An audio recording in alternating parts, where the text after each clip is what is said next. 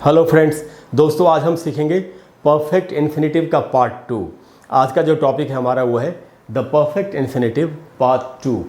अच्छा दोस्तों, अगर आपने इसका पार्ट 1 नहीं देखा है तो मैं आपको यही सजेस्ट करूंगा कि आपको पहले पार्ट 1 देख लेना चाहिए, जिससे कि आप पार्ट 2 को ठीक तरह से अच्छी तरह से सीख सकें। अच्छा, आपको इस वीडियो को एंड तक देखना चाहिए जिससे कि आप हर बात को अच्छी तरह से समझ सकें। मैं आपको बता देता हूँ कि ये एक टफ टॉपिक है और जनरली ग्रामर की बुक्स में ये टॉपिक आपको नहीं मिलेगा। जो एडवांस्ड लेवल की, हाई लेवल की ग्रामर की बुक्स होती हैं उन्हीं में ये टॉपिक मिलता है, इसीलिए आपको इसको अच्छी तरह से समझना चाहिए। और मैं इसको पार्ट 2 में इसलिए कर रहा हूँ कि इसके बहुत सारे यूजेज हैं। मैं उनमें से चुन के जो बहुत ही इंपॉर्टेंट यूजेज हैं वो आपको बता रहा हूँ, जिससे कि आपका काम अच्छी तरह से चल जाए और आप हर बात को अच्छी तरह से समझ भी लें और आपका बहुत ज़्यादा टाइम भी ना उसमें जाए। तो दोस्तों, हम आज सीखेंगे परफेक्ट इन्फिनेटिव पार्ट 2। एक बार स्ट्रक्चर फिर से सीख लेते हैं। ये मैं पार्ट 1 में भी बता चुका हूँ, लेकिन मैं आपको फिर से बताता हूँ। इसका जो स्ट्रक्चर होता है दोस्तों वो है to have plus past participle. Past participle का मतलब होता है V3, वर्ब का थर्ड फॉर्म, उसी को पास्ट पार्टिसिपल कहते हैं। अच्छा दोस्तों, ये 2 ब्रैकेट में लिखा है क्योंकि कई बार ये जो सेंटेंसेस बनते हैं इससे उनमें 2 का इस्तेमाल होगा, कई बार नहीं होगा, तो इसीलिए 2 को ब्रैकेट में लिखा है। सेंटेंस की डिमांड के अनुसार ये डिपेंड करता है या ये निश्चित किया जाता है कि इसमें 2 का इस्तेमाल करना है कि नहीं करना है। ये सेंटेंसेस को देख के, इंग्लिश को पढ़ के धीरे धीरे हर बात समझ में आ जाती है कि मुझे परफेक्ट इन्फिनेटिव में कहाँ 2 का इस्तेमाल करना है, कहाँ नहीं करना है। रूल्स को सीखने के बाद आप इस बात को समझ जाएंगे। तो दोस्तों, यूजेस, इसके यूजेस जो हैं, अब जो अगला यूज़ है मैं आज यूज़ 1 से लिख रहा हूँ। हालांकि इसके पहले वाले वीडियो में मैंने 2 यूजेस बताए थे, उस हिसाब से ये तीसरा यूज़ हुआ, बट आज की क्लास में ये पहला यूज़ है। तो ये पहला यूज़ आज की क्लास का ये है कि perfect infinitive refers two things that might have happened in the past. कि माइट हैव हैपेंड का मतलब हुआ जो नहीं भी हुई हो सकती हैं। ऐसी घटनाओं को बताने के लिए जो नहीं भी हुई हो सकती हैं या हुई भी हो सकती हैं, उनको बताने के लिए हमको परफेक्ट इन्फिनेटिव का इस्तेमाल करना चाहिए। ये एक यूज़ है। कैसे? सेंटेंस से समझते हैं। जैसे यहाँ लिखा गया है she claims to have met. ये दोस्तों परफेक्ट इन्फिनेटिव है। To have met, to have met, past participle, meet का थर्ड फॉर्म है मेट। तो she claims to have met a number of celebrities. वो ये क्लेम करती है कि वो बहुत सारे सेलिब्रिटीज़ से मिल चुकी है। और इसके बाद वो जो ये बात बता रहा है वो कह सकता है लेकिन यार वो कह रही थी कि या उसका ऐसा दावा है कि वो तो कई सेलिब्रिटी से मिल चुकी है, लेकिन मुझे उसकी बात पर विश्वास नहीं है। आप इसमें ये भी ऐड कर सकते हैं, बट आई डोंट बिलीव हर, लेकिन मुझे उसकी बात का विश्वास नहीं। या अगर आपको विश्वास है तो आप ये भी ऐड कर सकते हैं एंड आई बिलीव हर, और हाँ मुझे इस बात पर विश्वास भी है क्योंकि उसकी पर्सनैलिटी वैसी है, हो सकता है वो मिली भी हो। तो किसी भी ऐसी घटना को बताने के लिए जो या तो हुई थी या नहीं हुई थी, हम इसका इस्तेमाल करेंगे परफेक्ट इन्फिनेटिव का। ये एक इसका यूज़ है। अगला यूज़ है दोस्तों can refer to something that will be completed at a point in the future. At a point in the future, कोई भी ऐसा काम जो फ्यूचर में, भविष्य में एक निश्चित समय पर पूरा होगा, उस बात को बताने के लिए भी परफेक्ट इन्फिनेटिव का इस्तेमाल कर सकते हैं। मैं फिर से बताता हूँ आपको। Can refer, the perfect infinitive can refer to something that will be completed at a point in the future. किसी ऐसी बात को, घटना को, एक्शन को, इवेंट को, किसी भी बात को बताने के लिए जो भविष्य में, फ्यूचर में एक सर्टेन पॉइंट पर ख़त्म होगी। कैसे? एग्जाम्पल से समझ में आएगा। जैसे कोई यहाँ कह रहा है आई होप, मुझे उम्मीद है, टू हैव कंप्लीटेड, कि मैं कंप्लीट कर लूँगा। I hope to have completed my course, कोई कोर्स कर रहा है, by the end of next year, अगले साल के अंत तक मुझे ऐसी उम्मीद है कि मैं अपना कोर्स ख़त्म कर लूँगा। या अगले साल के अंत तक मेरी ये उम्मीद है कि मेरा कोर्स ख़त्म हो जाएगा। हिंदी में चाहे जैसे भी बोल लें। I hope to have completed my course by the end of, to have completed perfect infinitive है। To have completed past participle, completed, complete का थर्ड फॉर्म है। तो भविष्य में अगर एक निश्चित समय पर कोई काम पूरा हो जाएगा तो उसको बताने के लिए भी आप इस प्रकार से, ऐसे सेंटेंसेस को बना के परफेक्ट इन्फिनेटिव का इस्तेमाल करके आप उस बात को कह सकते हैं। अब दोस्तों आते हैं तीसरे यूज़ पर। तीसरा यूज़ थोड़ा सा इंपॉर्टेंट है, आपको समझना पड़ेगा, इसको थोड़ा दिमाग लगाना पड़ेगा तब समझ में आएगा।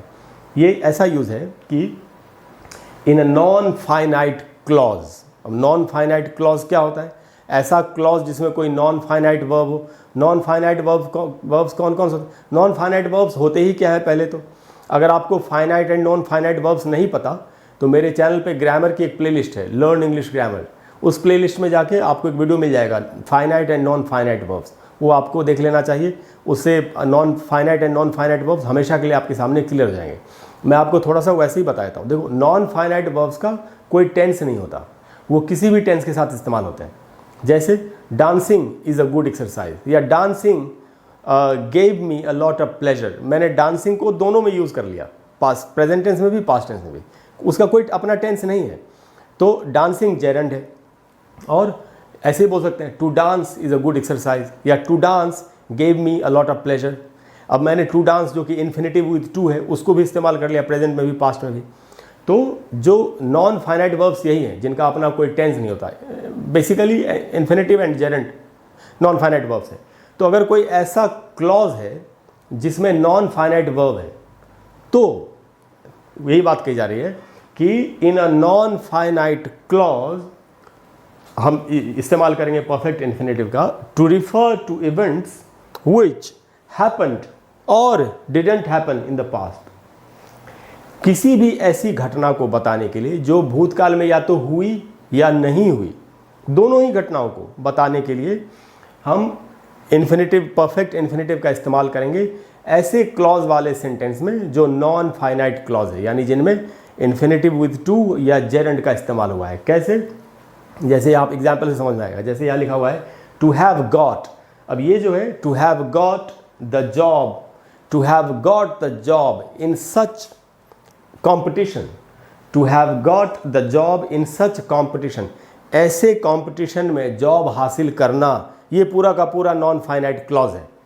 नॉन फाइनाइट क्लॉज क्यों है? क्योंकि इन्फिनेटिव विद टू से स्टार्ट, तो और ये परफेक्ट इन्फिनेटिव के रूप में इस्तेमाल हुआ है। टू हैव गॉट, गेट का third form got, to have got the job in such competition was great, ऐसे कॉम्पिटिशन में जॉब हासिल करना बहुत बड़ी बात थी, यानी कि जॉब मिल गई, यानी यहाँ पर एक्शन हुआ पास्ट में।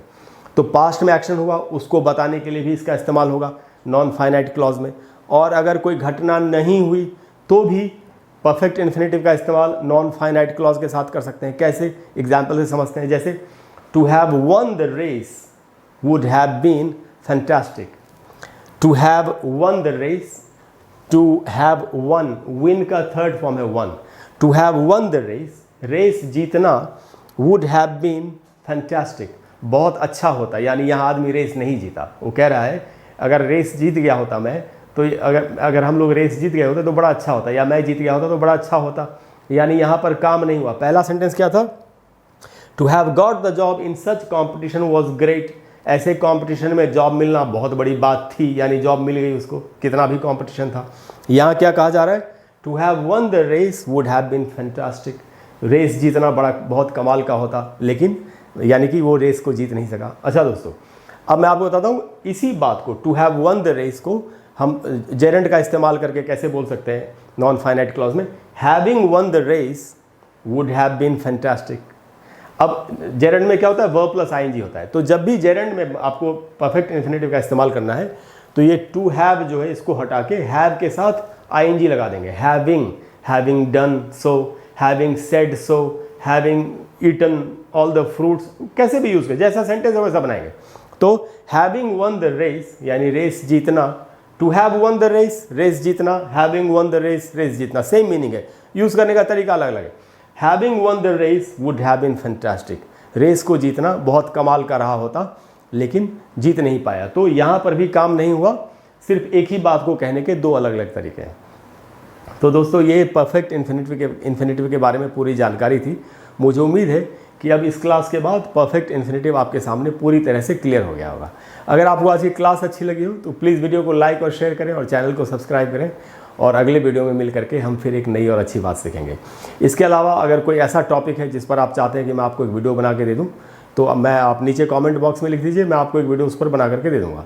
मैं अपने वीडियोज़ को शॉर्ट रखने की कोशिश करता हूँ। अगर कोई बहुत ही डिफ़िकल्ट या टफ टॉपिक है ग्रामर का खास करके, तो मैं ऐसी कोशिश करता हूँ कि मैं आपको उसके सबसे सिंपल पॉसिबल तरीके से समझा दूँ।